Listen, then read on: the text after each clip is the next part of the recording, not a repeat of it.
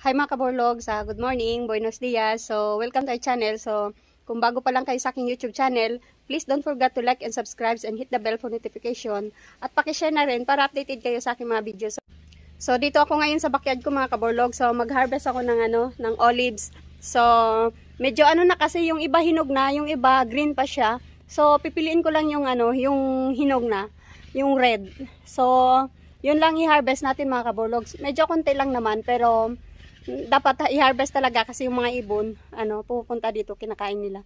So, pag di ko i-harvest, baka maunahan ako. So, papakita ko sa inyo mga kaborlogs. Ito yung olives. Ito. Ayan. Hinog na yung iba mga kaborlogs. Ito. Ito lang yung kukunin ko. Itong red color. Yung green, iwan ko muna kasi pa siya, hilaw pa siya. So, ayan mga kaborlogs. Pipiliin lang natin yung hinog. So, ito yung puno niya mga kaborlogs. Ayan. Tinanim ko ito nung 2020. So, ngayon, nung tinanim ko ito mga kaborlogs, maliit pa yung puno niya. Ganito lang yung puno niya mga kaborlogs. Ayan. So, ngayon, ito, malaki na siya. Sobrang laki na. Ayan. Ayan. So, tara mga kaborlog, samahan niyo ako. Mag-harvest tayo. So, ito mga kaborlog, start na tayo. So, ito yung ladder ko. Ito yung ladder ko. Kasing tangkad ko.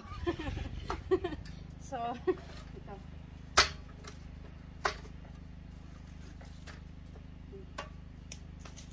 So, ito yung lagayan ko mga kaborlog. Ito. Ito. So, umpisa tayo mga kaborlog.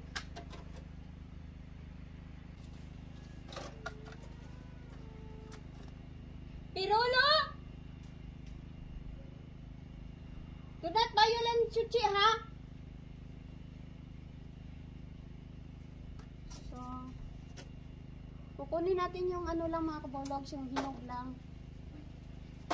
Yung green iiwan natin kasi hilaw pa siya.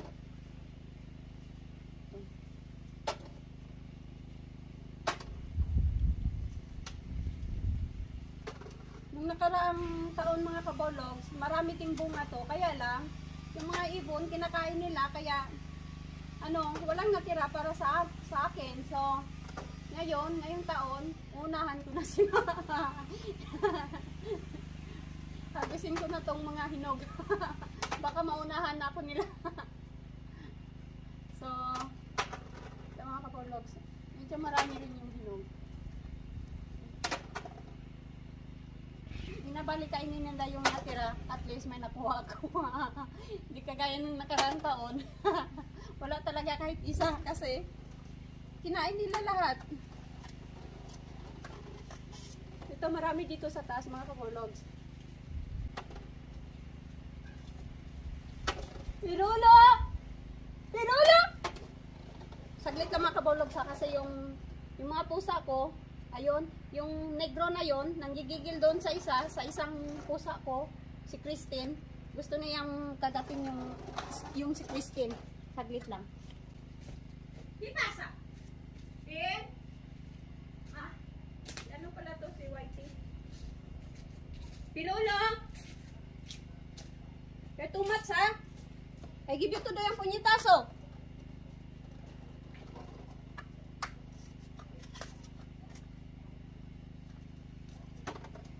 Continue tayo. Ang kukulit nito mga pusa ko mga kaborlogs. Pag andito ako sa bahay, kumuha ng video. Ganyan sila sa paligid. Ayan, takbuhan, naglalaro. Minsan, yung isang negro, kinakagat niya yung ibang pusa.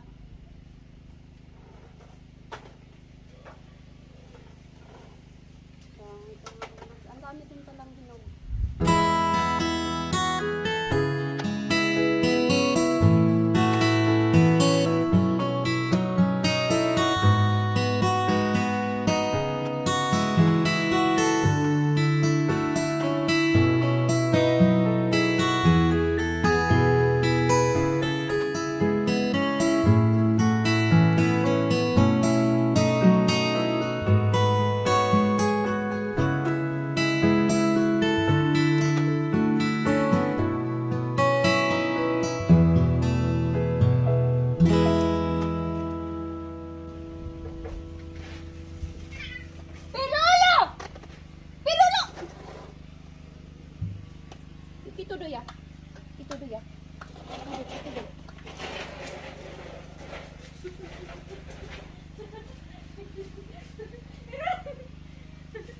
Pasaway ka. Pasaway ka, pusa ka. Beng, pinulo, Beng. Beng. Pinulo, Beng. Kiris ayudarme. Ha? Beng, aki. Ang dami palang makakabulog. Uy, Marley! ¿Qué pasa? ¿De dónde vienes? ¿Ah? ¿De dónde vienes, Marley? Yung pusa ko andun sa taas. Dun sa wall. Ang dami kong pusa dito mga kapurlog. Siyam. Siyam yung pusa ko. So, kada araw, bumibili ako ng mga pagkain nila. Mga dilata, chicken, ham. Mga yan sila eh. Mapili din sa pagkain eh. Gusto nila, araw-araw, iba-iba yung yung pagkain nila. Magastos din mga kapurlog. So, sila yung investment ko. Ganda ng investment ko mga kapurlog, mga pusa. Bili ng pagkain araw-araw. Araw-araw ako pupunta sa sa grocery store mga kapurlog. Sakala mo kung bibili ng ng pagkain ko, yung pala bibili ng pagkain ng pusa. Kaya medyo magastos rin. Sa isang buwan mga kapurlog, tinotal ko lahat mga kapurlog. Gumagastos ako ng 300 to 350 euro. Pagkain lang yun ng pusa. Tapos pag nagkakasakit pa yun sila mga kapurlogs, ang mahal ng mga gamot nila. Kailangan din bilihan ng gamot kasi kawawa din pag nagkasakit. Nakikita mo sila. Kasi parang anak ko na rin sila eh. Pag may problema ako, kinakausap ko sila. Kaya napamahal na rin sila sa akin. Sorry, patay dito. Just like. ¿Qué pasa? ¿Ha? ¿Qué pasa en Yaong? ¿Pasa?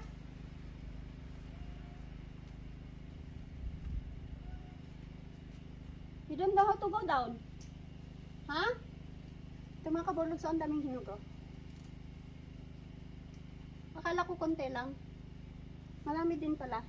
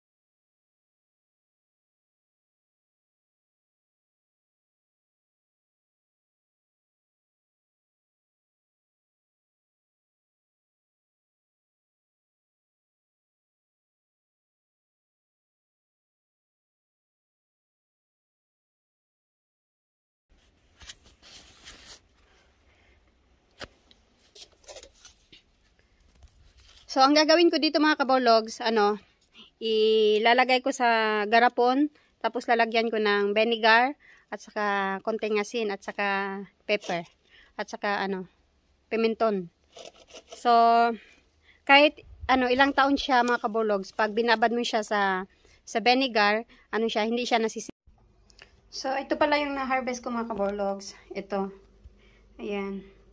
So, ang gagawin ko nito mga kabologs, ito, may na siya. Nilagay ko sa garapon yung olives. And then, nilagyan ko ng bawang, asin, at saka, black pepper. So, ngayon, lalagyan natin ng vinegar. Itong vinegar pala na to mga kabologs, galing to sa grapes. Ito yung grapes vinegar. So, masarap ito mga kabologs. Natural talaga siya. So, ilang years din to nila. Hey! Hey! Brownie! Talaga mga pusa ko mga kabologs. Ang kukulit talaga. So, continue tayo mga kabologs. So itong suka na to mga kabologs from the grapes. So, masarap to mga kabologs. Natural. So, nilalagay din to sa drum. Mga 1 taon, 3. Pag matagal yung matagal sa drum yung grapes mga kabologs, lalo siyang sumasarap. So nagiging siya vinegar. So ito yung ilalagay natin dito mga kabologs. Ito, lagyan natin. Ayan. Kailangan puno siya mga kabologs. Ayan. So abutin to ng ito mga kabologs, abutin ng 1 taon, 3 taon. 4, lalong sumasarap siya mga kabologs. Ayan. So, ayan na mga kabologs. Babad na natin. So, tatakpan natin. Ito. So, ayan na mga kabologs. Yung iba pala, may natira pa. May natira for the next day. So, next day uli, mag-harvest ako. So yun lang mga kabologs. Tapos na tayo mag-harvest. So, kung bago pa lang kayo sa aking YouTube channel, please don't forget to like and subscribe and hit the bell for notification at pakishare na rin para updated kayo sa aking mga video. So, welcome to our channel mga kabologs. Good morning, buenos dias. So, bye-bye. Adios, hasta luego. Ciao, ciao. Bye.